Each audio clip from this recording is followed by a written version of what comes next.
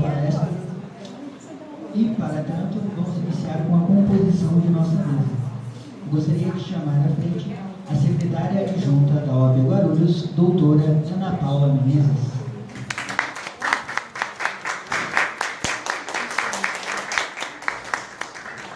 Chamo também a diretora adjunta, doutora Verônica Magna.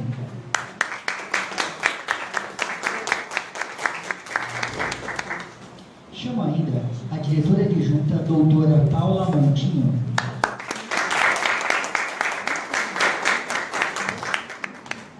Chamo agora a nossa ilustre palestrante de hoje, presidente da Comissão da Mulher das Advogadas Seccional São Paulo, doutora Cláudia Patrícia Luna.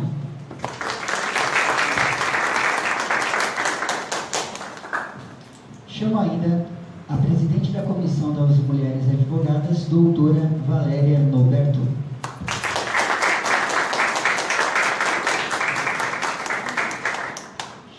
Chamo também a vice-presidente da Comissão de Igualdade Racial, doutora Maria Cristina.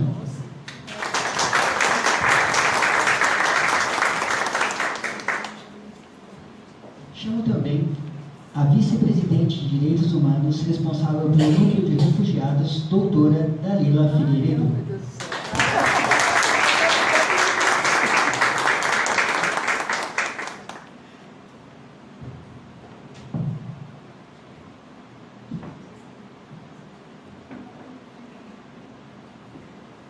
Podem se sentar, por favor.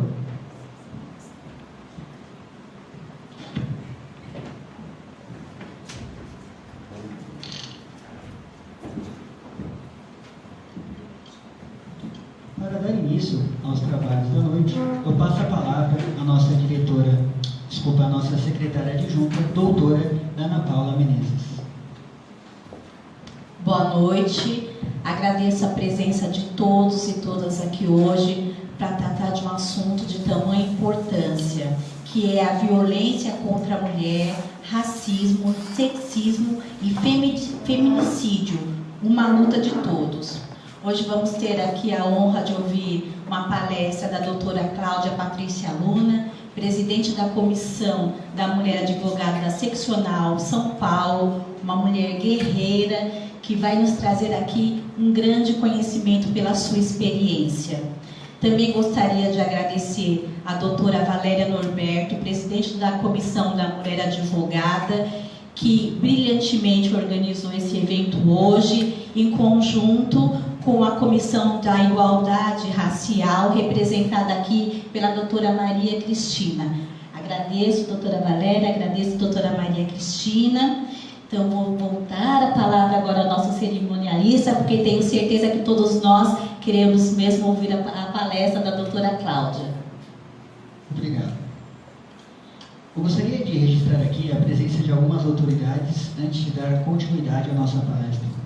Doutora Patrícia Lima, secretária da Comissão OAB Vai à Faculdade. Doutora Bernadette de Farias Brito, coordenadora do Centro de Referência a Atendimento das Mulheres Vítimas de Violência Doméstica, Casa das Rosas e Margaridas e Betes. Doutor Felipe Hilton, presidente da Comunicação Social. Doutora Solange Cristina, secretária da Comissão OAB Concilia. Doutora Juliana Botelho Yamashita, presidente da Comissão Jovem Advocacia. Doutora Gabriela Silvestre, secretária da Comissão da Ação Social. Doutora Elise Pereira Castro, subsecretária de Igualdade Racial. Registra também a presença do doutor César Augusto Faustino, assessor da Presidência para Parcerias, da doutora Terezinha Araruna, vice-presidente da Comissão do Idoso e do Deficiente, e do doutor Wellington Santana Júnior, presidente da Comissão OAB Vai à Faculdade. Uma salva de palmas a todos e todas.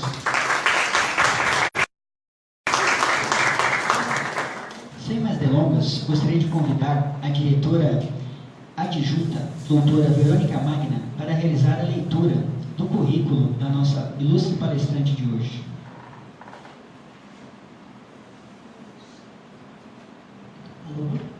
Boa noite a todos e a todas.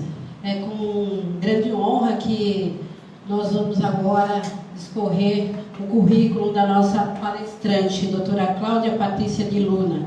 É advogada atuante na defesa e garantia dos direitos das mulheres em situação de violência doméstica desde 1997. Pós-graduada em Direitos Difusos e Coletivos pela Escola Superior do Ministério Público do Estado de São Paulo. Pós-graduada em Direito Previdenciário e em Direito Acidentário. Integrou a executiva da Comissão da Mulher Advogada da Ordem dos Advogados do Brasil, Seccional São Paulo, no biênio 2001-2003, e o Conselho Estadual da Condição Feminina de São Paulo, na qualidade de conselheira. Diretora executiva da Elas por Elas, Vozes e Ações das Mulheres, organização afiliada às redes FEMAMA e Vital Voices Global Partnership. É isso? Então tá. Presidente do MCTP, Movimento Nacional contra o Tráfico de Pessoas, membro da Comissão da Verdade sobre a Escravidão Negra da OAB Seccional São Paulo, integra o Conselho Fiscal da CNTU, Confederação Nacional dos Trabalhadores e Profissionais Liberais e Universitários, fellow pela OEA, Organização dos Estados Americanos, George Washington University Women's Leaders Program e Miami University nas áreas de Women's Empowerment. Atualmente preside a Comissão Permanente da Mulher Advogada na Seccional OAB São Paulo. Gente, nós estamos diante de uma pessoa muito preparada, então é um momento muito especial receber a doutora Cláudia Patrícia de Luna hoje aqui. Então, a doutora está com a palavra.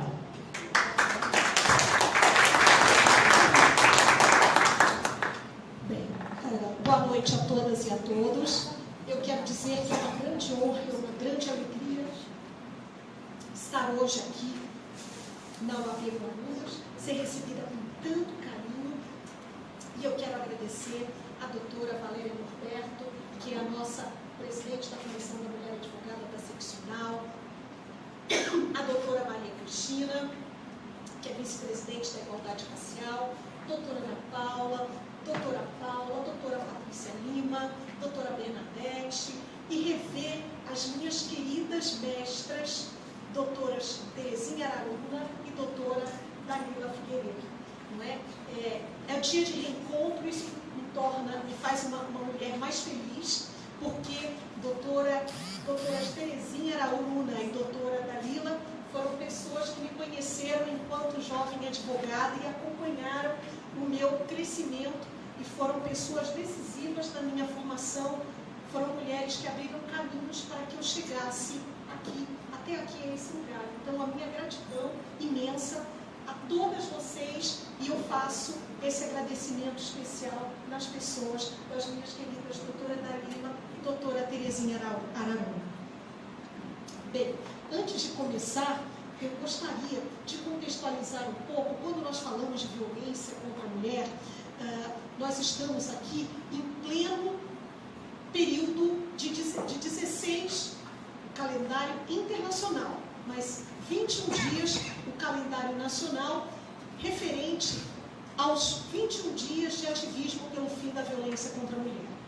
E eu sempre gosto de tratar do direito dialogando com outras disciplinas. Eu costumo dizer que o direito sozinho, ele não resolve muitas coisas. Eu digo que ele complica muitas coisas.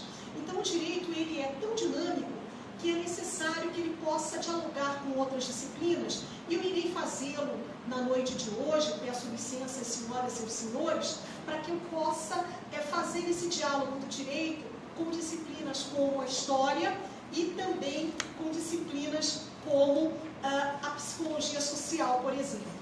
Então, quando nós falamos desse contexto de violência, é preciso que a gente trace uma linha histórica para que a gente possa entender o significado desses 21 dias de ativismo, em especial o dia 25 de novembro, e a sua história, para que a gente possa depois partir deste contexto para entendermos essa dinâmica que, enquanto fenômeno, enquanto pesquisadora, é importantíssimo para que seja estudado, mas enquanto problemática, essa violência é imprescindível que ela possa ser enfrentada numa perspectiva de políticas públicas para a sua superação.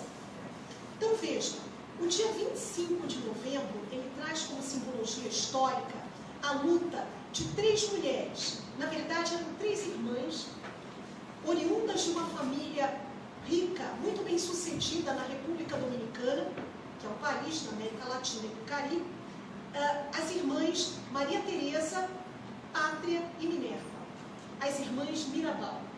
As irmãs Mirabal eram 3 irmãs de uma família bem sucedida, que lutavam à época pela reconstrução da democracia no seu país, e lutavam contra a ditadura do general Daniel Trujillo. E elas eram tão intensas na sua luta e faziam tantas articulações para que aquela situação de ditadura pudesse acabar, que elas foram alvo de perseguições por esse ditador à época. E o que aconteceu? Elas eram conhecidas como as mariposas ou as borboletas. E elas sempre articulavam para que as pessoas que eram perseguidas por aquela ditadura e eram presas pudessem não acontecer isso. E o que aconteceu? Essas irmãs, elas foram as 3 brutalmente assassinadas. Tiveram os ossos quebrados e houve a simulação de um acidente automobilístico para encobrir o seu assassinato. Isso aconteceu em 1960, dia 25 de novembro de 1960. E essa data passou a ser reconhecida pela ONU nos anos 90. E a partir daí, essa data, ela passou a simbolizar o Dia Internacional pela luta contra a violência às mulheres. E é importante a gente entender que quando nós falamos de violência contra as mulheres, e se nós abrirmos a nossa perspectiva geopolítica ou de geodimensionamento, para que a gente possa olhar além, o nosso contexto de América Latina e do Caribe, ele tem início a partir da exploração e da ocupação do continente latino-americano a partir de um contexto de exploração. Não se tratou apenas de uma exploração no sentido de explorar a Terra, buscar expandir novos continentes. Essa exploração também se dá e tem início a partir da expropriação e da exploração dos corpos das mulheres indígenas e das mulheres negras que já estavam aqui nesse continente. E essa exploração de territórios, começando por outro território, que é o corpo ou os corpos das mulheres indígenas e negras, ela traz o significado, o simbolismo e, sobretudo, a marca de cruéis atos de violência. Essencialmente, violências sexuais. Então, que a gente possa entender o quanto esse contexto de violência ele é severo, ele é perverso e ele é cruel em relação a todas as mulheres. Mas nós precisamos aqui entender, numa perspectiva dimensional, que existem nessa situação de mulheres que estão mais sujeitas e vulneráveis a contextos de violências, existem mulheres que estão mais vulneráveis a determinados contextos de violências por questões e motivações sociais, culturais, históricas e antropológicas. E disso a gente não pode deixar de observar para que a gente possa entender, numa perspectiva jurídica e de sociologia e das demais disciplinas, o porquê e as motivações de nós falarmos de uma prática que, na realidade, não é uma prática antiga, é uma prática histórica, que é a morte ou feminicídio ou assassinato de mulheres. Mas eu quero continuar neste calendário dos 21 dias, falando um pouquinho de cada uma das datas. O 20 ele é incorporado ao calendário nacional desses 21 dias de ativismo pelo fim da violência, por quê? Ele é o dia da consciência negra. Mas por que inserir este dia especificamente no calendário dos 21 dias de ativismo pelo fim de violência contra a mulher? Porque os dados e as estatísticas que demonstram que a incidência de atos de violência contra as mulheres negras, eles são simplesmente alarmantes. E eu vou citar alguns dados. 55% das mulheres vítimas de feminicídio são mulheres negras. E esses índices, eles cresceram assustadoramente no período de 2003 a 2013. Eles aumentaram 55% em relação às mulheres negras e recrudesceram, ou seja, aconteceu um verdadeiro retrocesso em relação às mulheres negras. Quando nós falamos no fenômeno da feminização da AIDS, ou seja, da incidência da epidemia de HIV/AIDS, também falamos numa perspectiva de incidência maior em relação às mulheres negras. Por quê? Porque há uma dificuldade muito maior das mulheres negras por conta de um outro fenômeno, que é o fenômeno da solidão da mulher negra, que por conta do racismo, as mulheres negras, elas são as últimas a serem escolhidas afetivamente, então há uma dificuldade de negociação do preservativo e por isso as mulheres negras estão mais expostas à epidemização de HIV/AIDS. E aí nós temos duas pontas que sofrem mais: as mulheres mais jovens e as mulheres mais idosas, por conta também do advento do Viagra. Os homens mais idosos, por conta de se sentirem mais empoderados com o compromitinho azul, estão tendo relacionamentos extraconjugais e depois voltam com as suas parceiras e têm relacionamento com as suas parceiras mais idosas e elas vêm sendo infectadas pelo HIV/AIDS. Isso é assustador. Quando nós pensamos que a cada 3 lares brasileiros, um é chefiado por uma mulher negra, nós nos deparamos com outro fenômeno que também é causador da violência, que é o fenômeno da pauperização, ou seja, é a feminização da pobreza.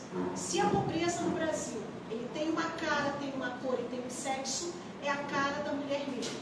Uma mulher negra, a cada 3 lares, uma mulher negra, ela é a chefe única e exclusiva, sem ter o apoio de um homem ou de uma companhia masculina para dar conta de chefiar economicamente esses lares. Quando nós falamos de um outro fenômeno, Danila, de uma outra prática de violência que nós consideramos talvez a mais perversa de todas, porque ela é um combo, é uma reunião de várias violências, que é o tráfico de pessoas, e fazemos uma mirada exclusiva para o tráfico de mulheres.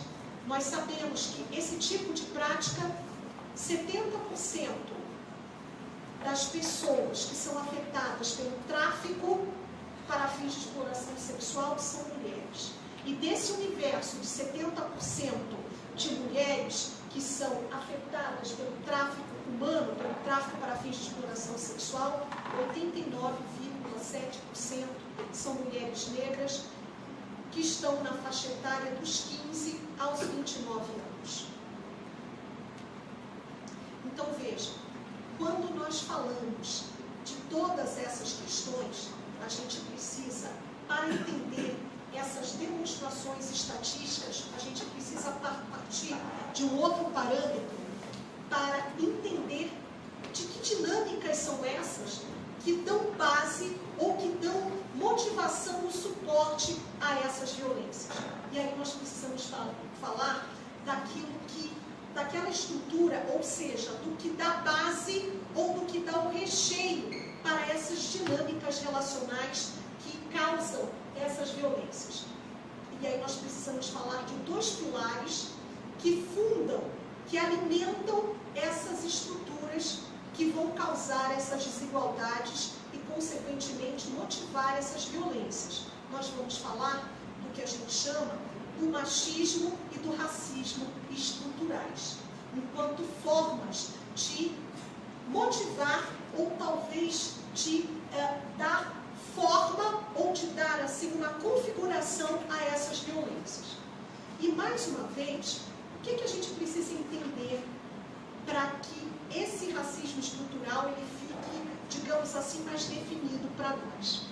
O racismo no Brasil, ele é construído a partir de uma perspectiva natural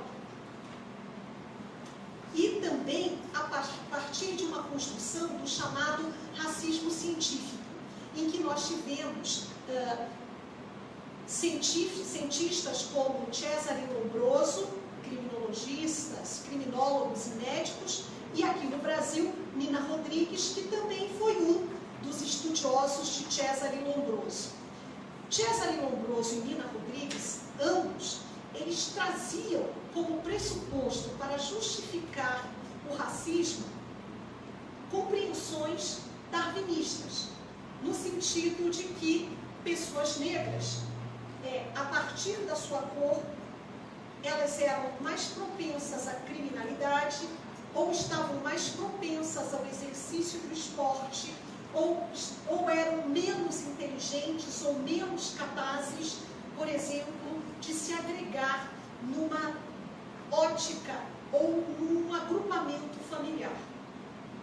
Então, a partir desses entendimentos, hoje equivocados, que foram construídos a partir do racismo científico, esse racismo estrutural ele é construído.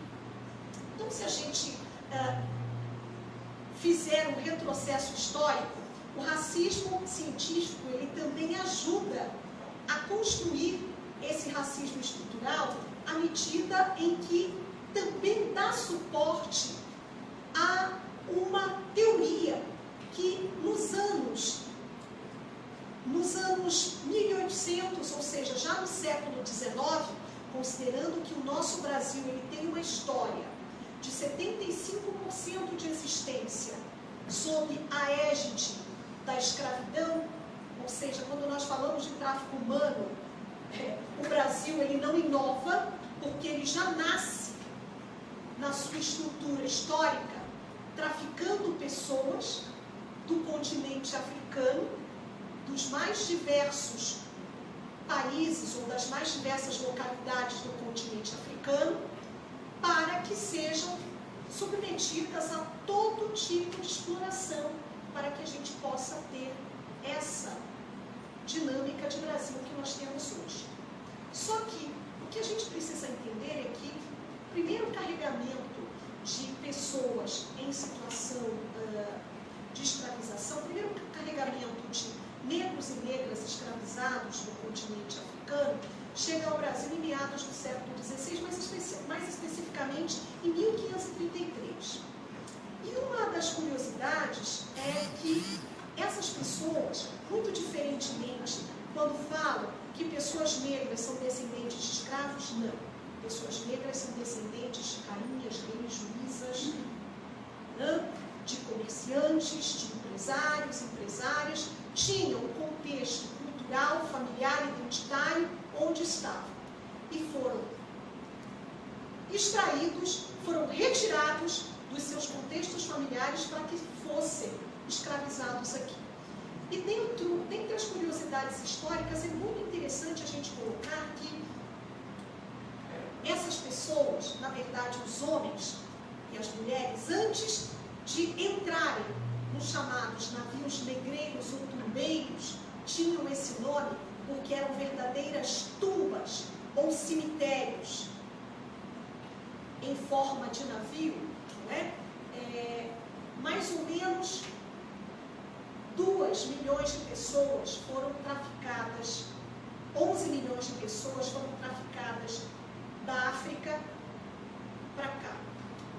Desses 11 milhões de pessoas que foram traficadas da África para cá, 2 milhões de pessoas ficaram no caminho.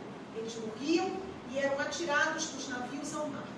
Então, o maior cemitério submerso que nós temos é o Oceano Atlântico, onde existem aproximadamente 2 milhões de pessoas, ossadas de pessoas no Oceano Atlântico. É um cemitério a mar aberto. E a gente precisa entender que antes de ingressarem nesse navio negreiro, essas pessoas eram submetidas a um ritual perverso, que era dar voltas. No caso, os homens davam 9 voltas ao redor de uma árvore predominante na paisagem africana, que são os baobás, aquelas árvores referenciadas no livro do Pequeno Príncipe, do Saint-Exupéry, que tem caules enormes, muito largos e mais ou menos da largura desta nossa mesa. Então, os homens negros, eles eram obrigados a correr 4 vezes em volta do baobá, enquanto as mulheres negras eram obrigadas a dar de 7 a 9 voltas. Por que isso? Eles entendiam, os aliciadores, os traficantes de pessoas negras para fins de escravização, entendiam que quando eles eram submetidos àquele ritual de correr em volta daquela árvore até ficarem tontos, era uma forma deles esquecerem e de deixarem para trás todo o seu legado histórico, identitário, cultural, afetivo e familiar. E essa árvore ela foi conhecida e reconhecida como árvore do esquecimento. Então, ainda em 1533, quando esse primeiro carregamento de pessoas escravizadas chega aqui, é importante que a gente localize e identifique que já existem 2 grupos anteriores étnicos aqui. As pessoas indígenas, que aqui já estavam no Brasil, e os brancos portugueses que vieram para realizar todo o processo colonizatório. E depois chegaram os africanos. Obviamente que de 1533 a 1824, esses 3 grupos se miscigenaram. E já no Brasil, nós não conseguimos identificar tão facilmente esses 3 grupos étnicos de maneira tão visual por conta da mestiçagem. Daí, então, preocupados com o enegrecimento da população e ainda utilizando-se das teorias racistas e eugênicas da Europa, o que fizeram no Brasil para evitar o avanço da miscigenação e o enegrecimento demográfico, ou seja, o avanço de ter uma quantidade maior de população negra aqui no Brasil. Melhor ou mais estratégico que envenenar todo mundo, eles criaram um sistema jurídico legal. Isso, para nós no direito, é essencial que nós conheçamos essa parte da história que nos é negada nos bancos escolares e a gente possa conhecer que tipo de legislação foi essa que foi, digamos assim, o grande sortilégio ou a grande estratégia para realizar o branqueamento da população, que foi justamente o Marco Constitucional de 1824. Esse Marco Constitucional de 1824 era a Constituição Imperial, à época, sob a égide do governo ou do monarca, não é? Dom Pedro I, aquele do Grito do Ipiranga aqui em São Paulo. Essa Constituição, também conhecida como Constituição Cidadã na época, que ela trazia alguns direitos e garantias fundamentais. Curiosamente, esse marco constitucional, ele trazia no seu texto uma lei constitucional, uma norma, eles chamam de lei constitucional, um ato normativo ou uma lei complementar de número 5, os registros históricos nos dão essa leitura, essa informação, de que, com o seguinte texto, olha só que interessante, negros e leprosos estariam excluídos dos chamados direitos e garantias fundamentais. E que direitos e garantias fundamentais eram esses?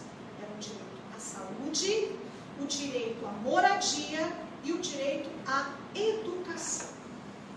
Ora, veja, 1824, vamos pegar a nossa linha do tempo e vamos analisar qual era o contexto histórico do Brasil a essa época. Brasil, Império, Dom Pedro I, pós-independência do Brasil, certo? E estávamos ainda à época da escravidão. Isso, o contexto de escravidão, o tráfico de pessoas escravizadas ainda continuava acontecendo, né? Qual foi a consequência dessa lei? Quando você diz que pessoas negras e leprosas não têm direito a ter saúde, não têm direito à moradia, porque, na realidade, morar para quê? Se moravam nas senzalas. Educação. Eu digo que a pior retirada de direitos, a pior negação de direitos de todas elas, foi o direito à educação. Qual é o significado para uma pessoa de não ter acesso à educação? Primeiro que nós precisamos interpretar educação enquanto ferramenta de conhecimento, de autoconhecimento e de autotransformação. E ainda de transformação e desenvolvimento, não só a sua vida, mas a vida e ao contexto da sociedade e de quem está a seu entorno. Quando se nega as pessoas negras e leprosas, as pessoas negras aqui, vamos recortar aqui para que a gente possa dimensionar aqui o nosso tempo. Quando se nega às pessoas negras o direito à educação, qual é a simbologia que se dá, que se compreende? Vamos fazer, ou vamos entender a seguinte equação. Conhecimento é igual a poder. Se não se tem conhecimento a partir de um contexto de educação, você não está presente nos espaços de poder. Essa Constituição, ela teve como consequência, ela trouxe como simbologia uma forma de se criar um grande apartheid jurídico-social em que nós tínhamos um grupo de pessoas que eram consideradas cidadãs e outro grupo de pessoas que eram condenadas ao direito de não existência, porque não eram absolutamente nada. Nós precisamos entender que pessoas negras escravizadas eram semelhantes, e aqui para nós isso é muito fácil, elas eram similares a objetos de direitos. Não tinham vontade. Eram diferentes de serem sujeitos de direitos em que eram protagonistas e que tinham sujeição, que tinham domínio ou que tinham determinismo e vontade própria. E isso se torna muito mais grave quando nós enxergamos a situação das mulheres negras. As mulheres negras, as mulheres, de uma forma geral, elas já sofriam uma discriminação pelo fato de serem mulheres. Mulheres negras passam a sofrer uma dúplice discriminação e um dúplice estigma, considerando todo este contexto histórico, porque eram mulheres e porque eram negras e, sobretudo, porque eram escravizadas e elas sempre foram reduzidas a mercadorias e sempre foram coisificadas por questões sociais, históricas e culturais. Quando nós trazemos análise destes contextos de violência e fazemos um contraponto com os dados estatísticos que dão conta da extrema vulnerabilidade da população negra e, em especial, parcial das mulheres negras que sofrem violência a partir desses pequenos dados estatísticos, dessas amostras estatísticas, que são dados extraídos de fontes confiáveis, como Fundação Perseu Abramo, IPEA, IBGE e tantos outros, Fórum Brasileiro de Segurança Pública e outros anuários de segurança pública, o que a gente consegue interpretar quando nós fazemos a interconexão a partir de duas ciências, a ciência estatística e a história? Que o legado histórico dessa Constituição de 1824 e os seus efeitos trazem como legado para nós, que estamos no século XXI, 131 anos após a abolição.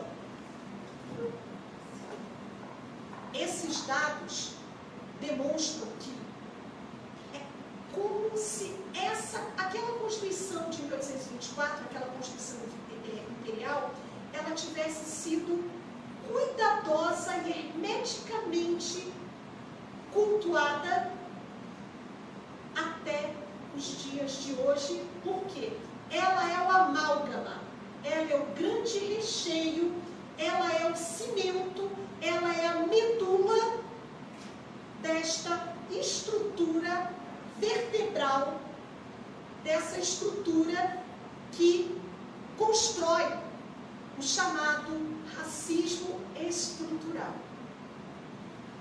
E aí a gente consegue entender este gap, este abismo de desigualdades que faz com que negras e negros, que representam a maioria da população brasileira, a população negra representa, salvo engano, 56,8% da população brasileira,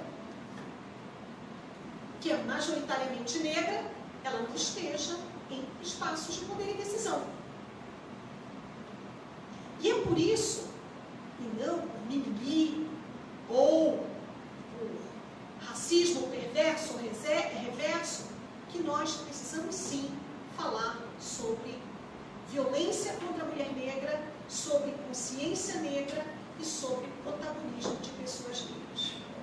É por isso.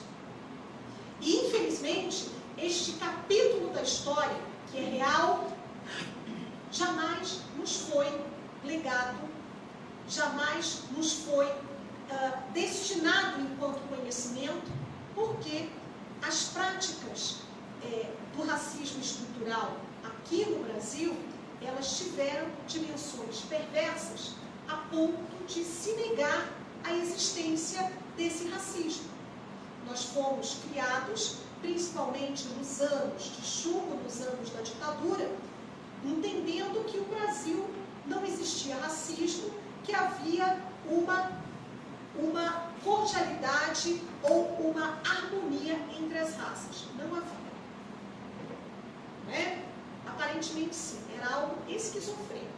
Dizia que não havia racismo, tudo tranquilo, mas quando alguma pessoa negra iria procurar emprego e respondia a um anúncio que se exigiam pessoas de boa aparência significava dizer que não se desejam pessoas negras para esta vaga. E é importante destacar em relação a estes anúncios que o Brasil recebe a sua primeira condenação na Corte Interamericana de Direitos Humanos pela prática de racismo cometida contra uma mulher, Simone Diniz, até porque o Brasil é signatário de uma convenção internacional, de uma delas, né, a Convenção de Belém do Pará, que ela é de 1995, né, ela rege o sistema regional interamericano protetivo dos direitos das mulheres e tem como finalidade essa convenção prevenir, punir e erradicar todas as formas de discriminação e violência contra as mulheres. E foi com base nessa convenção interamericana é a Convenção de Belém do Pará, porque ela foi assinada aqui no Brasil, em Belém do Pará, que o Brasil foi condenado pela prática de racismo contra uma mulher, assim como depois Maria da Penha, o Brasil ele é condenado pelo fato de se quedar inerte e, sobretudo, omisso no que diz respeito a não implementar esforços para coibir a violência contra as mulheres, notadamente em relação a uma mulher que por quase 20 anos peregrinou por justiça e só a obteve mediante o acionamento de duas entidades brasileiras protetivas dos direitos humanos de mulheres, CEGIL e CLADEM, que peticionaram para aquela Corte Interamericana de Direitos Humanos e, com fundamento nesta convenção, o Brasil foi condenado. E lembrando que o Brasil foi condenado por quê? Porque o Brasil quedou-se revel em todas as intimações ou notificações de atos encaminhados por aquela Corte Interamericana de Direitos Humanos. E, ao mesmo tempo, é importante, voltando à invisibilidade do racismo no Brasil, é importante nós dizermos que o Brasil ele passa a reconhecer oficialmente a existência do racismo em 2001, quando na conferência na África do Sul, na conferência de Durban, na conferência contra o racismo, xenofobia, intolerância e todas as outras formas de discriminação. A partir daí, o Brasil ele passa a reconhecer institucionalmente que é um país racista.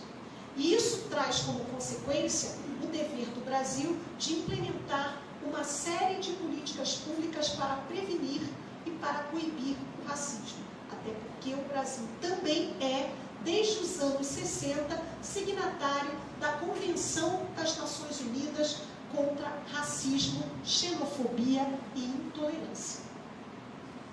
Se ele é signatário, obviamente, ele precisa, até porque estas legislações estrangeiras, alienígenas, elas foram incorporadas a nosso ordenamento jurídico interno.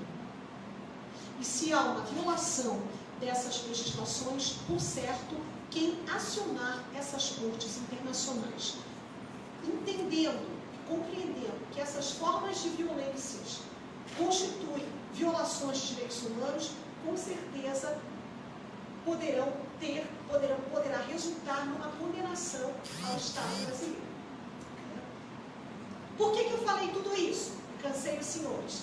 Para que a gente possa falar de uma outra forma de violência, e agora eu falo assim, gente, que eu tenho um problema sério, aqui eu estou em casa, vou dizer, com o PowerPoint. Eu coloco o PowerPoint para enfeitar, porque o PowerPoint está lá, e eu falo assim, eu me sinto mais segura falando sem o PowerPoint, porque está tudo aqui no meu HD interno. Então, é mais prático. Mas para que a gente possa seguir aí a nossa linha sequencial, e para que fique uma coisa mais didática também, e para que vocês possam visualizar um pouco, eu quero falar um pouco sobre o feminicídio. Né? Lembrando que essa violência contra a mulher, ela vai chegando, eu digo que ela vai chegando em doses gradativas. Nenhum homem chegou para uma mulher e a matou do nada. Né? Então, há toda uma construção, há toda uma gradação de violência que vai da micro até a maxi, chegando nesse ápice de violência, ou na apoteose, que é o feminicídio. Então, deixa eu ver aqui se eu entro em harmonia, ou como diriam os orientais, eu entro em Itaidoshin, né, com o nosso PowerPoint, né, com a tecnologia. Bem, o feminicídio ele pode ser tipificado como um crime hediondo, mas sem dúvida é uma forma importante, né, para que a gente possa visibilizar e coibir esse crime. A gente precisa tratar esse problema como um todo, entendendo ou coibindo não só as práticas mais violentas, mas também não ignorando as outras práticas. Né? Casos leves de machismo não coibidos podem levar progressivamente a casos mais e mais graves. Como nós falamos, há uma escalada dessa violência, que ela vai de um patamar menor até chegar a esse caso aí mais grave. E aqui a gente traz mais um, para que vocês possam entender, esse gráfico, ou esta pirâmide. Ela é extraída da cartilha, o ABC da violência contra a mulher do trabalho, do Ministério Público do Trabalho, e foi extraída também essa imagem do CNJ, que fala sobre violência de gênero. Vamos acabar com essa cultura. Primeiro, como é que essa violência ela começa numa escalada? Ela vai começar, por exemplo, numa forma muito sutil, que é a divisão sexual do trabalho. E aí, às vezes eu chego em determinados lugares, para ficar algo assim mais ilustrativo, mais exemplificativo, eu digo que a divisão do trabalho é o tal do jugo desigual. Né? Onde nós temos, por exemplo, eu sempre dou esse exemplo, coitado do meu marido. Né? Os dois somos advogados e trabalhamos os dois juntos, desempenhando os mesmos papéis, no mesmo escritório, e eis que, após as 19 horas, ao chegarmos em casa, eu com esse saltinho alto o dia inteiro e ele com seu terno, o que acontece? Ele tira o terno, senta, coloca os pés sobre o sofá, liga a televisão. E o que a Cláudia faz? Coloca o avental, vai correndo, né, para a cozinha, prepara o jantar, já olha a agenda da criancinha menor para ver o que comeu na creche, se alimentou bem, quantas bagunças fez, e do outro, se fez o trabalho, o que tem de lição, que vai estudar. Né? E aí, tá igual? Não, estão iguais, vocês dois são advogados, trabalham juntos, dividem, mas o que está desigual? A divisão sexual do trabalho. Por que se torna um jugo desigual? Porque eu sou mulher e ele é homem. E um dos grandes problemas no contexto de América Latina é justamente a divisão sexual do trabalho. Por que a gente traz a divisão? Não sou eu que trago, né? Essa cartilha traz a divisão sexual do trabalho como uma das formas sutis de violência, porque isso gera uma sobrecarga expressiva sobre os ombros das mulheres. E falando sobre os ombros das mulheres, existe uma pesquisa da ONU Mulheres que dá conta que, quando nós temos esse panorama do trabalho doméstico, se nós formos quantificar em horas, as mulheres trabalham 23 horas desempenhando trabalho doméstico e os homens 10 horas. Está igual? Não, não é desigual essa divisão. E qual é ainda o entendimento dos homens em relação ao trabalho doméstico? Eu ajudo. Não ajuda, compartilho. Né? A grande questão é o compartilhamento. Mas nós temos uma boa notícia de que esse quadro ele tende a mudar. Já há uma conscientização maior e melhor dos homens a respeito da divisão sexual do trabalho. Hoje nós temos homens mais participativos no cuidado dos filhos e nessa divisão do trabalho, que apesar de ser desigual, eles estão mais participativos do que em relação a outras décadas. E aí a gente sobe para um outro degrau, que são as piadas machistas e a linguagem ofensiva destinada à mulher. Né? Isso é tão naturalizado que para nós acaba se tornando imperceptível. Querem ver? Quando a gente vem dirigindo para cá e de repente você passa na frente de um carro que você quer passar no cruzamento, o cara já chega para você e fala: "Ei, dona Maria, vai dirigir o fogão, tinha que estar lá no tanque, não tem que dirigir carro, tem que dirigir fogão." Isso. E outra coisa, né? Outras linguagens ofensivas a gente também encontra em outros contextos, como o contexto da música, por exemplo. Né? A gente né, a Eguinha Pocotó, é a piriguete, é a doida, é isso, é aquilo. Né? Então, essas linguagens sexistas e essas linguagens ofensivas, elas são tão naturalizadas entre nós que elas acabam alcançando um nível de normalização. Só que nós ainda não conseguimos entender ou identificar esse tipo de linguagem como uma das formas de violência também. Né? E isso eu digo que é a parte homeopática, a parte leve da violência que vai subindo. E aí nós temos algo que acontece muito no ambiente do trabalho, que tem uma expressão em inglês que chama de appropriating, ou apropriação de ideias, aquela velha prática de que você faz todo um trabalho, toda uma tese. Ontem uma colega me dava um exemplo. Ela disse que ela sofria uma discriminação tremenda no escritório que ela trabalhava quando ela era estagiária, e ela construiu uma petição, e o colega, que era homem estagiário, se apropriou da petição dela, e o chefe falou, dizendo: nossa, a sua petição é maravilhosa, se referindo à petição do estagiário, que ela fez. Ele se apropriou da ideia dela.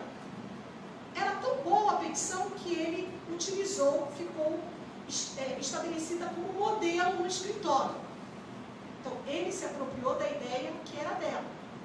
Isso acontece muito no ambiente do trabalho, no ambiente corporativo, a todo tempo. Isto a gente fala que é uma prática sexista, uma prática também de violência. E aí a gente vai subindo. Uma outra prática que também acontece muito no ambiente de trabalho, ou onde nós observamos uma forma de opressão e de poder, são as práticas dos assédios moral e sexual, onde as vítimas preferenciais são as mulheres negras, as pessoas LGBTs, que serão as principais vítimas. O que é o assédio sexual?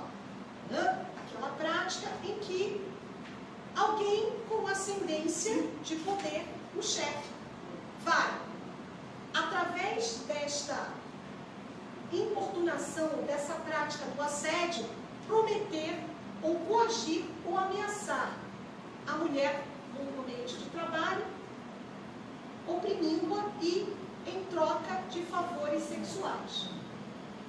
Muitas mulheres acabam por pedir demissão ou adoecem muito por conta dessas duas práticas. O assédio moral é uma prática repetitiva que vai acontecer no ambiente de trabalho, onde trabalhadores, e nesse contexto trabalhadoras são as vítimas preferenciais, vão sofrer toda sorte de humilhação justamente por conta dessa estrutura opressiva. Mais uma vez, é importante que a gente pontue aqui o quanto essas somatórias de violências, elas impactam decisivamente a saúde biopsíquica e emocional dessas mulheres, numa perspectiva holística também. E aí a gente sobe para o abuso físico, emocional e financeiro, onde nós temos aí alguns componentes de uma violência, que é uma violência, é uma das modalidades de violência de gênero. A violência de gênero, que acomete mulheres e homens, que acometem mulheres, é espécie, é o gênero, é o geral, onde essas violências ali apontadas são violências específicas. E aí nós temos ali o abuso físico, emocional e financeiro, que são componentes ou característicos da violência doméstica ou intrafamiliar prevista na Lei 11.340 de 2006, que é a Lei Maria da Penha. O abuso físico, o abuso emocional e financeiro, eles, na verdade, estão num pacote. E a gente precisa deixar aqui muito bem exemplificado que todas as características, todas as violências descritas na Lei Maria da Penha, todas, sem exceção, elas terão um componente de violência psicológica e um caráter opressivo de violência como característica, como, digamos assim, fio condutor de todas as espécies de outras violências. seja violência física, moral, patrimonial, violência sexual, todas terão o componente da opressão psicológica. E aí em relação à violência financeira, o que a gente pode dizer sobre a violência prevista na Lei Maria da Penha, até desconstruindo alguns mitos, essa violência ela não incide exclusivamente sobre as mulheres 3Ps. Vocês conhecem as mulheres 3Ps? Mulheres pretas, pobres e periféricas? Principalmente incide em relação às mulheres negras, às mulheres pretas, pobres e periféricas. Os dados são evidentes quanto a isso. Mas a gente precisa entender que, infelizmente, esse tipo de violência é reconhecido como uma das violências mais democráticas que existem. Por quê? Porque ela vai afetar a todas as mulheres, inclusive mulheres lésbicas, mulheres travestis e trans, por sua orientação sexual ou por identidade de gênero também. E ainda, essa violência afeta todas as mulheres de uma maneira democrática, e até um contrassenso falar de violência e democracia, mas numa forma ampla, né, para dizer que ela afeta mulheres independente do seu nível social, econômico e cultural. Mulheres que são doutoras, pesquisadoras e por universidades renomadas, sofrem esse tipo de violência. Nós, mulheres e advogadas, também sofremos esse tipo de violência. Todas as mulheres sofrem, infelizmente, né? Independente do seu nível financeiro também. E aí nós vamos caminhar para o estupro, que é a violência sexual. Uma coisa que é muito interessante a gente saber sobre o estupro, sobre a violência sexual, é que há menos de 20 anos, esse tipo de violência ele não era reconhecido como violência sexual pelos tribunais de todo o Brasil, porque, no contexto do casamento, porque se tinha aquela velha crença, ainda sob a égide do Código Civil de Bevilacqua, de que a mulher manter relação sexual com o seu marido, ainda que não quisesse, era uma prática considerada como dever do casamento. E se ela não fizesse isso, era um inadimplemento do débito conjugal. Era não cumprir. Era um débito conjugal, é isso? E, recentemente, a violência sexual marital ela é reconhecida também como uma das formas de violência previstas na Lei Maria da Penha. E quando nós falamos dessas violências aqui, é muito interessante a gente pensar nessa violência doméstica intrafamiliar, que não é só a violência do marido, do amante, do companheiro, é a violência do crushzinho, do contatinho, do aplicativo também. Tá? Também. Responde nos termos da Lei Maria da Penha. E outra questão importante para desmistificar, a violência é doméstica e intrafamiliar. A gente só pensa na violência do companheiro em relação à mulher. Não. Tem da companheira em relação à outra, e ao mesmo tempo, quando nós falamos no contexto de violência intrafamiliar, é importante a gente dizer que o neto que vai, o neto, por exemplo, com dependência química, que subtrai valores da vovozinha, ou o genro que xinga a sogra, ou que ameaça a sogra, ou o cunhado que resolve bater na cunhada, também é violência intrafamiliar. Porque ela se dá entre pessoas da família. Okay? O pai que bate na filha, que espanca, enfim, isso é importante a gente dimensionar aqui. E aí, como forma do ápice dessa violência, a gente tem o feminicídio. E quando nós falamos de feminicídio, até para que a gente possa desmistificar também, existem pessoas que dizem, mas feminicídio é crime de privilégio. Então a morte de uma mulher vale mais do que a morte de um homem? Calma.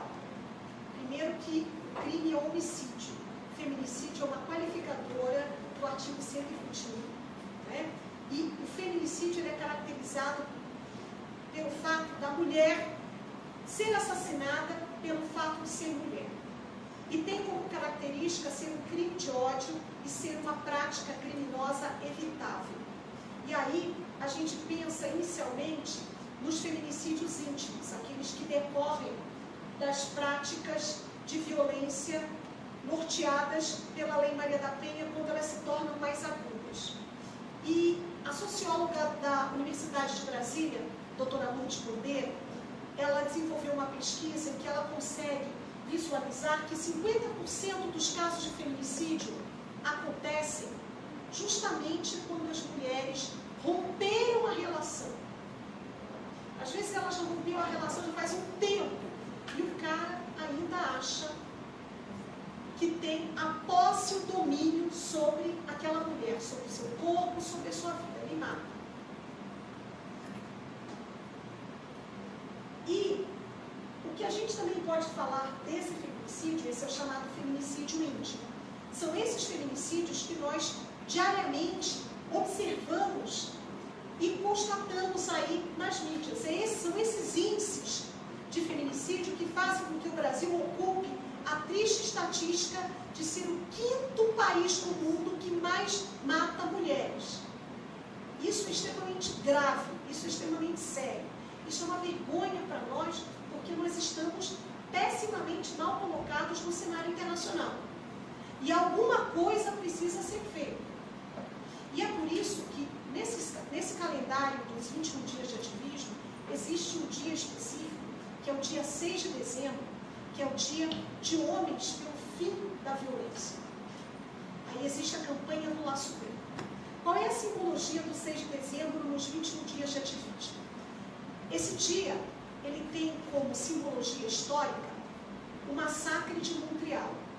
O dia em que um aluno entrou numa escola em Montreal, um adolescente, um jovem, e ele entrou em sala de aula com uma metralhadora e só assassinou meninas. Então ele dá conta, esse dia 6, ele mostra o quanto é importante que os homens possam ser conscientizados do fim da violência, quanto eles precisam ser aliados também. Né? Então, vamos só passando aqui um minutinho para a gente terminar. Só faltam 5 minutos. Nossa, eu já falei tudo isso. Minha nossa. Obrigada lá pelo amigo, deixa eu passar, eu até esqueci. A gente já foi para cá. Bom, a gente já falou que a violência contra a mulher é sistemática. Na verdade, a gente precisa dizer que ela é sistêmica, porque ela está na base de um sistema, e esse sistema se chama sistema patriarcal. O patriarcado, ele nasce dentro da família.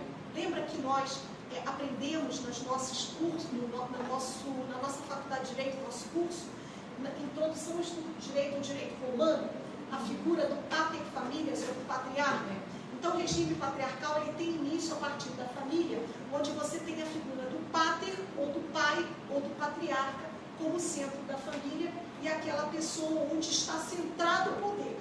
Né? Então, a partir do sistema patriarcal, se desenvolve a cultura do machismo, que estrutura um dos pilares de desigualdade de oportunidade na nossa sociedade, junto com o machismo. Né? Então, ela está presente em todas as formas, todos os níveis da sociedade, e sabemos que o feminicídio é esse ato extremo de violência contra a mulher. Né? Então, o que a gente precisa pensar em relação a essas práticas e refletir? Quando nós falamos em feminicídio, mais do que feminicídio íntimo, a gente precisa entender que existem outras dimensões do feminicídio. Quando mulheres sofrem uma outra forma de violência que até há pouco tempo era invisibilizada, que é a violência obstétrica, aquela violência que as mulheres sofrem desde a época em que vão realizar o pré-natal, durante o parto, ou no pós-parto, ou em situação de abortamento ou puerpério, em que elas são submetidas a xingamentos, maus tratos, até a lesões corporais que deixam sequelas irreversíveis.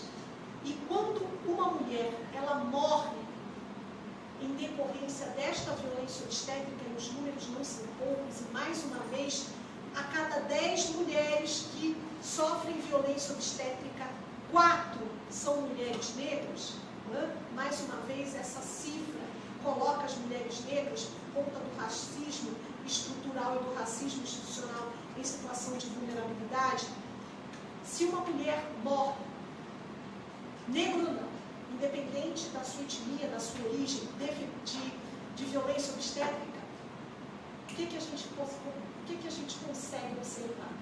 Que também é uma forma de feminicídio. O feminicídio não se morre porque é mulher, não se caracteriza porque é um crime, é uma prática evitável. Então, se houvesse práticas de prevenção que evitassem as mortes de mulheres em decorrência de violência obstétrica, a gente não teria essa espécie de feminicídio, que, de acordo com as pesquisas que eu fui realizando, nós entendemos que seja um feminicídio institucional ou um feminicídio de Estado. É uma outra dimensão do feminicídio também. Então, a doutora Eugênia Vilas, que é delegada no Piauí e especialista, doutora em criminologia, o que ela consegue detectar e identificar a partir dos seus estudos quando os homens matam as mulheres? Ela consegue entender o significado das mortes a partir do modo como esse homem matou essa mulher e como ele descartou essa mulher. Uma das características do feminicídio é a crueldade. Não se dá uma facada ou um tiro. São várias facadas, são vários tiros. É a característica do ódio e da crueldade nesse crime. Essa é uma das características. E de acordo com a doutora Eugênia Vilas, quando esse homem ele mata essa mulher, ele dá tiros na cabeça ou na região pélvica, ele, além de trazer uma assinatura para esse feminicídio, ele também quer dizer o seguinte: ele dá um tiro na cabeça porque ele diz que ela não pode mais pensar, porque ele domina os pensamentos dela. Ela não vai pensar em mais ninguém a não ser nele. Quando ele dá um tiro na região pélvica, que é a região próxima aos órgãos sexuais, ele quer dizer que se a sexualidade dela não pertence a ele, não pertencerá a ela e nem a mais ninguém. Quando ele mata esta mulher e joga numa via pública ou numa caçamba de lixo, ele está dizendo que esta mulher para ele não vale nada, ela é um lixo. Então, nós precisamos entender cada vez mais o quanto essa dinâmica do feminicídio é perversa e o quanto nós, enquanto sociedade, precisamos estar engajados e comprometidos a combater essas práticas numa perspectiva da prevenção. O que hoje a subseção de Guarulhos, através da Comissão da Mulher Advogada e da Igualdade Racial faz ao realizar este evento, é uma prática de prevenção à violência contra a mulher. Informação também é uma prática de prevenção. E para nós que estamos na advocacia, é importante que nós possamos conhecer os meandros e os detalhes dessas dinâmicas relacionais nesses contextos de violência, para que a gente possa, sobretudo, entender as nossas atuações profissionais. Entender, por exemplo, que quando uma mulher está num contexto de violência doméstica e familiar, se ela está vivenciando uma situação de violência e permanece na relação, ela não está lá porque ela gosta de apanhar, porque ela é uma mulher ordinária ou safada. Ela está porque a primeira coisa que uma mulher perde numa situação de violência, seja ela B ou C, ou a Miss Universo, é a sua autoestima. E ela perde a sua referência identitária, o seu espelho ela perde. E o espelho que ela tem passa a ser o olhar daquele seu companheiro, que é o autor da violência. Se ele diz para ela que ela é uma mulher feia, burra, péssima, gorda, todos os dias, em pouco tempo, por mais linda, por mais empoderada que esta mulher pode ser, ela vai passar a duvidar de si mesma e vai começar a acreditar que ela é tão insignificante, tão destituída de poder e de autoestima, que a única pessoa capaz de amá-la tão ruinzinha, tão insignificante do jeito que ela é aquele companheiro que a maltrata. Por isso, ela permanece na relação. E é importante a gente dizer que a relação que se estabelece entre aquela mulher e aquele homem, ela estabelece uma relação materno-filial em relação a ele. Por quê? A mãe, ela o vê como filho, que ela pode sempre perdoá-lo por incontáveis oportunidades, porque o amor que ela tem é capaz de transformá-lo. Só que não. E aí ela vai perdoando, porque ela acredita que ela vai conseguir mudar aquele homem. Em relação ao homem e à mulher, aquele homem, ele estabelece em relação à sua companheira, que é vítima dessa violência, uma relação paterno-filial. Como assim? Ele é o pai que tem o domínio sobre ela, sobre a vida dela, sobre o corpo dela, que ele irá premiá-la quando ela corresponder às expectativas dele e agradá-lo, irá castigá-la severamente quando ela assim não fizer. E esses componentes que causam, que vão construir um relacionamento abusivo e um fenômeno cíclico de violência, é que vai dar combustível a todas essas práticas violentas que podem resultar nesse feminicídio, que é este sujeito, é este tema sobre o qual a sociedade brasileira vem tratando sempre e hoje, mais do que nunca. Então, para concluir, eu gostaria de falar com vocês, de deixar uma frase, quando nós falamos de violência em relação às mulheres negras, sexismo. A violência contra a mulher, mais do que uma problemática de segurança pública, é uma problemática de saúde, é uma problemática de direitos humanos, é uma problemática de segurança, de políticas públicas, é uma problemática social e ela deve ser resolvida também pelo caminho da educação. É necessário que nós, para interromper este ciclo, a gente comece a pensar na nossa mudança postural e, sobretudo, em como nós estamos educando os nossos meninos e as nossas meninas. Nós estamos criando meninas para que sejam submissas e mais suscetíveis a esse tipo de violência, ou estamos criando meninas que são desde cedo fortalecidas em sua autoestima, que acreditam nos seus potenciais e que saberão reconhecer esta violência e não estarão sujeitas a ela. E ao mesmo tempo, de que maneira nós estamos criando os nossos meninos? Estamos criando meninos que não têm coragem, que são impedidos de manifestar os seus sentimentos, na lógica do homem não chora ainda. Estamos expondo os nossos meninos a práticas violentas para que eles entendam que é normal resolver os conflitos na base da violência, ou estamos criando-os para que possam resolver as questões numa perspectiva de diálogo, para que construam ambos uma cultura de paz. Então, meus queridos e minhas queridas, eu agradeço por essa oportunidade, agradeço imensamente a seccional de Guarulhos, me sinto em casa.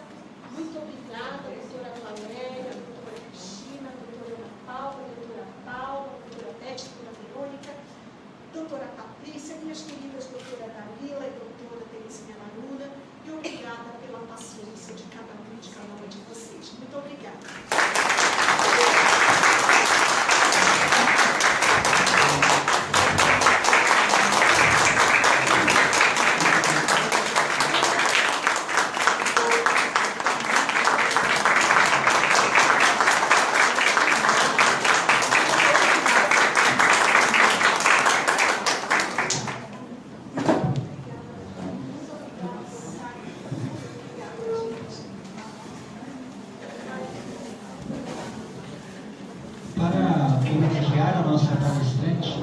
gostaria de chamar a doutora Terezinha Araruna para fazer aí a homenagem à palestrante pela brilhante palestra da noite.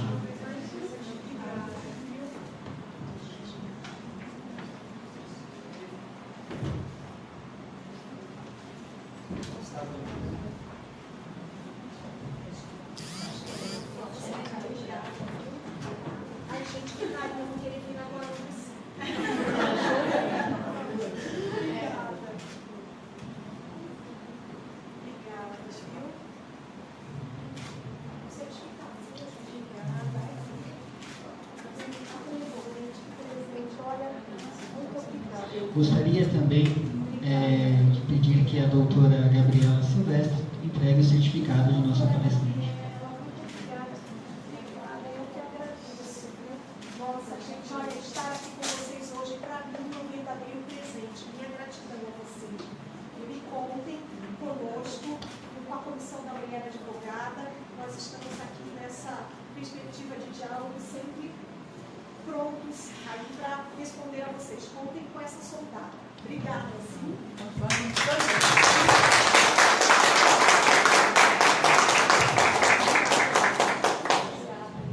E estou aberta aqui a perguntas, caso existam. Gostaria de mencionar a presença do ilustre doutor Fabiano Moreno, vice-presidente da Comissão de Direitos Humanos, Núcleo Criança e Adolescente.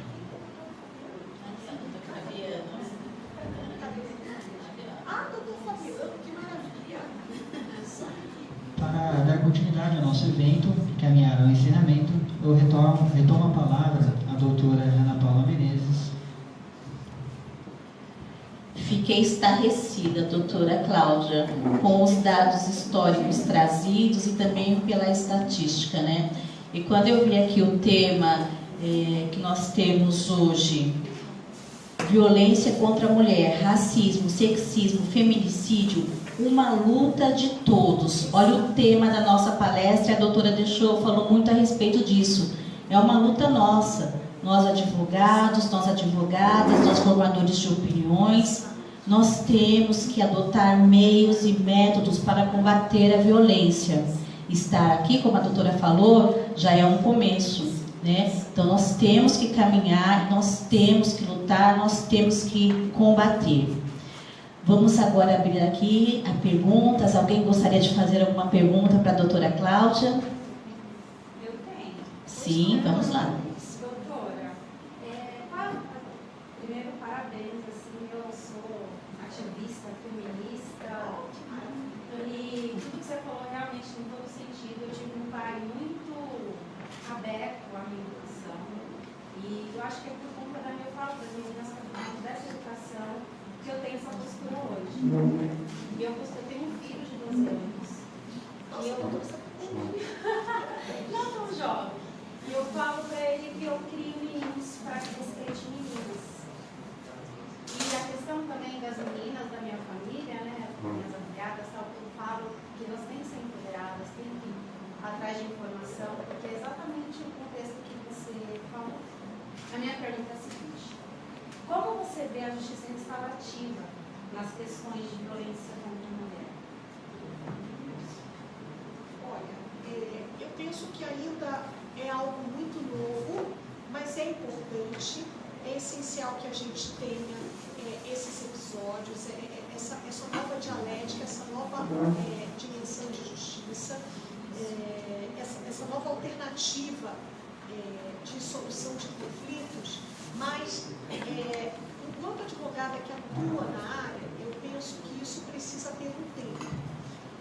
Quando o conflito ele está muito acirrado, logo que nós temos aí as medidas protetivas, aquela situação mais flagrante, muito recente dessa violência, eu penso que ainda não se está pronto para a gente ter a justiça restaurativa aí. Mas, ao longo do tempo, isso pode acontecer, né?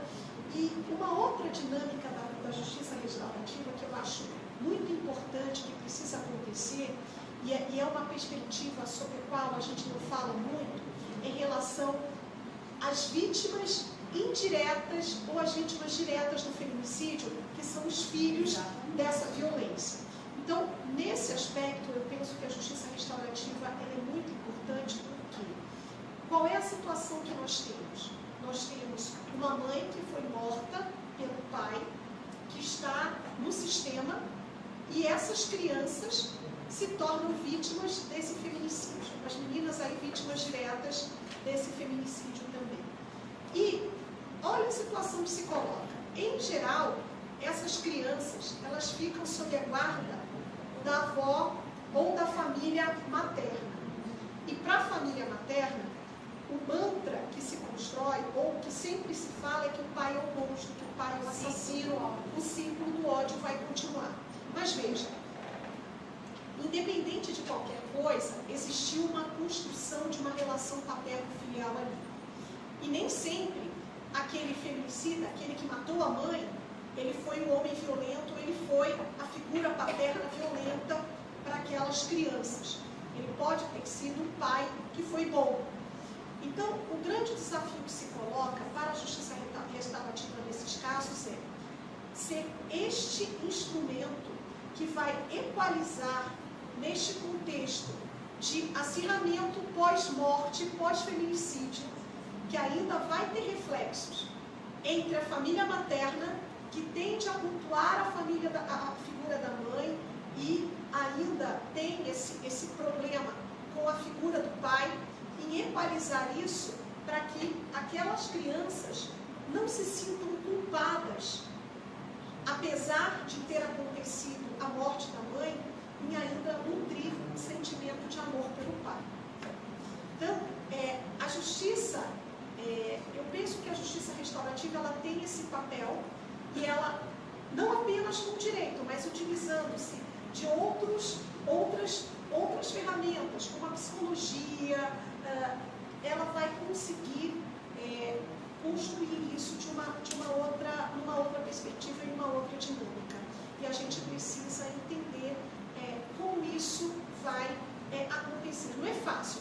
Talvez para nós que ainda trabalhemos numa perspectiva tão tradicional, em que a gente tenha papéis tão definidos, né? A vítima e do agressor, em que a gente ainda precise escolher um lado, seja difícil colocar a justiça restaurativa ainda como norteador dessa nova dimensão. Mas o caminho precisa ser esse.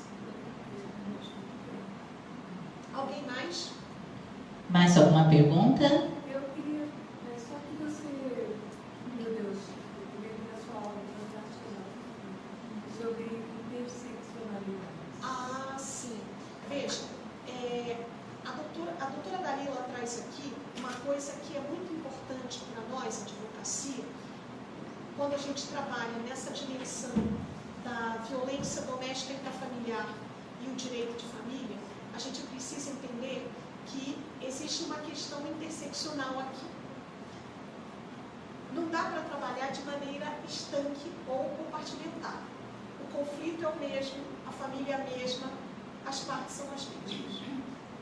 Esse conflito que vai para a vara de família, resultando numa ação de divórcio, numa guarda ou na partilha de bens, ela começou com o conflito doméstico e familiar que está lá na vara especializada de violência contra a mulher. Daí, se a gente não tem essa leitura de entender que as coisas são unas e não compartimentadas, qual é o nosso grande equívoco e a nossa grande dificuldade enquanto profissionais? A gente atua na vara da família, esquecendo que existe um conflito doméstico discutido na vara especializada, e que por vezes a gente quer a todo custo enfiar com ela abaixo das partes na mediação, um acordo para essas partes que ainda não estão preparadas porque elas têm um conflito aqui. E o nosso grande papel é fazer esta viagem de mão dupla, informando a vara de família que existe esse conflito doméstico, porque infelizmente são duas justiças que não se conversam, não se comunicam. E se a gente não faz isso, a gente vai intensificar uma outra coisa que acaba sendo um componente que vai, digamos assim, agravar uma outra prática de violência doméstica em relação às mulheres, que é a violência psicológica, que é a alienação parental. Então, a gente precisa entender a alienação parental, para além da alienação parental, enquanto uma prática que vem intensificar a violência doméstica, a violência psicológica em relação a essas mulheres. E outra, nesse contexto, o que acontece? A moeda de negociação, a moeda de agudização dessa violência, que por vezes aquele homem vai ter, são os filhos. E eu digo para vocês que isso é uma coisa que vem acontecendo muito. Acho que existem dois contextos de alienação parental.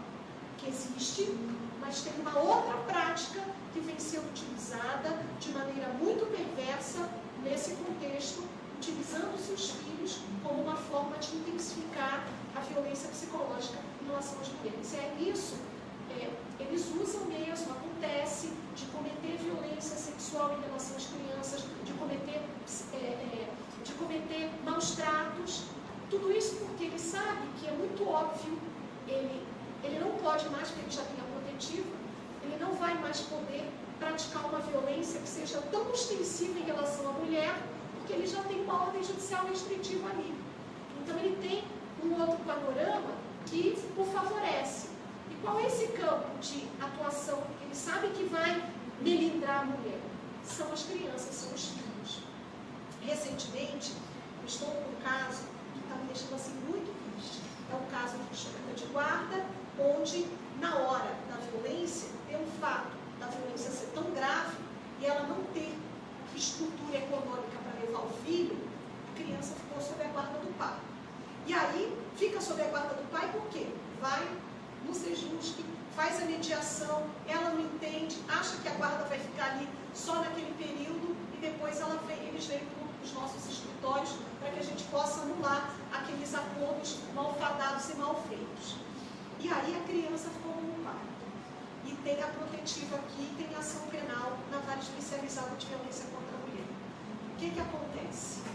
E a guarda está lá sendo disputada, tal, a questão da violência está lá. O que aconteceu nesse final de semana? E aí ele sempre falou, excelência, essa criança está sofrendo maus tratos, tal, não sei o quê. Foram viajar no feriado no último dia 15, no sítio, criança de 5 anos, desapareceu desde a hora do almoço. Quando encontraram a criança, estava morta na piscina, estava com o pai.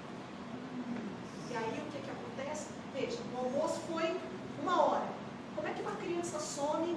Você só vai procurar às 7 da noite e a criança está morta lá. Então veja, é uma questão complicada. Estou dizendo uma coisa nem outra, mas se não é meu, não é seu, não vai ser de ninguém. Então, a gente precisa estar atento para esse tipo de prática e, ao mesmo tempo, dessas novas dimensões. Nós temos aí feminicídio seguido de suicídio, feminicídio seguido de morte dos filhos.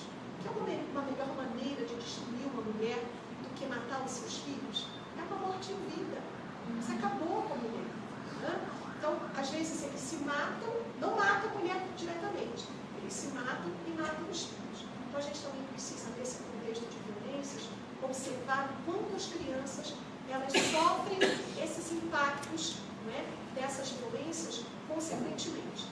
A gente está estudando aí agora os filhos da violência. O que acontece com essas crianças depois do feminicídio, depois dessas violências? Em que medida essas crianças elas não vão repetir esse padrão de violência que elas viram na família? Isso é uma coisa para a gente se pensar. Mais alguma pergunta? Vou aproveitar a oportunidade para fazer um convite a todos. No dia 8 de dezembro haverá um churrasco de confraternização da Advocacia de Guarulhos.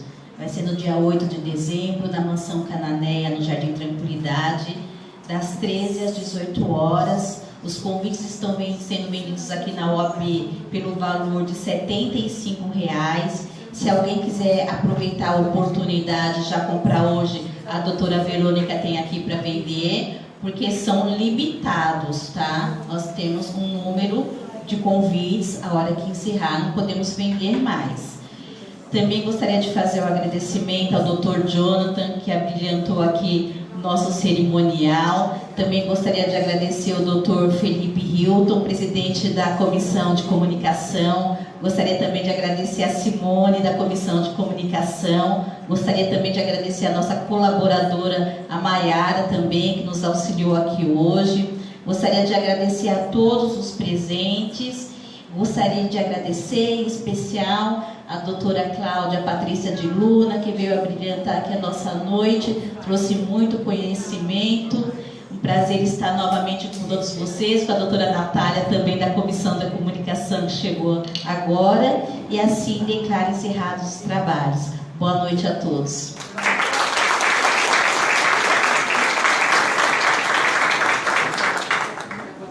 Vamos tirar foto conjunta, vem todo mundo aqui para frente para a gente fazer uma foto.